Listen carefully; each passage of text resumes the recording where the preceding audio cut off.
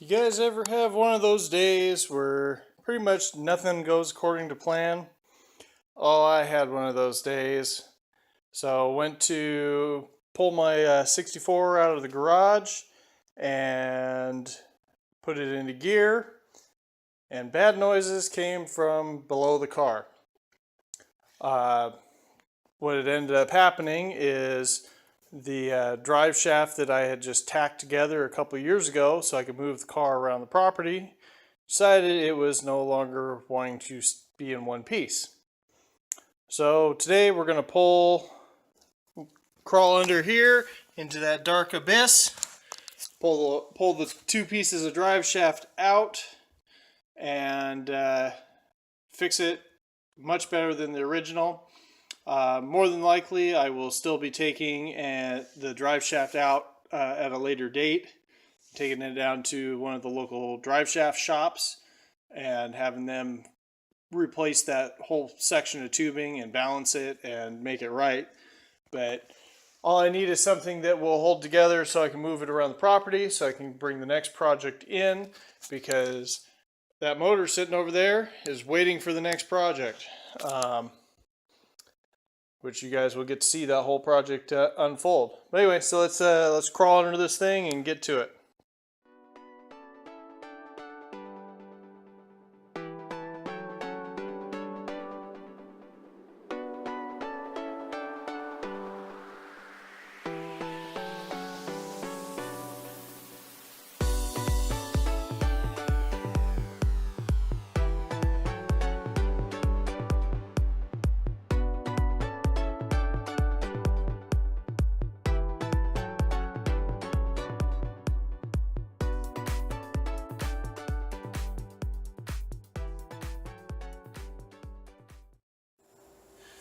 Okay, so you guys probably won't be able to see this very well on camera, but it looks like it tore out just right next to where I welded it. It tore apart. So what we're going to do is we're going to cut this off, make sure it's good and round, and then we're going to actually cut a spool that'll sit inside, and it'll be plug welded on the outer perimeter. And that'll help with the alignment issue this has had. But we're also going to make sure that we clock these U-joints so that they're all nice and lined up when we're done. Which looks like I did a halfway decent job of last time. Looks like I got it pretty well dead on, clocked correctly. But, yeah, so first thing we're going to do, get this lined up, and we're going to measure overall length, because this is already to length for the final product or final project.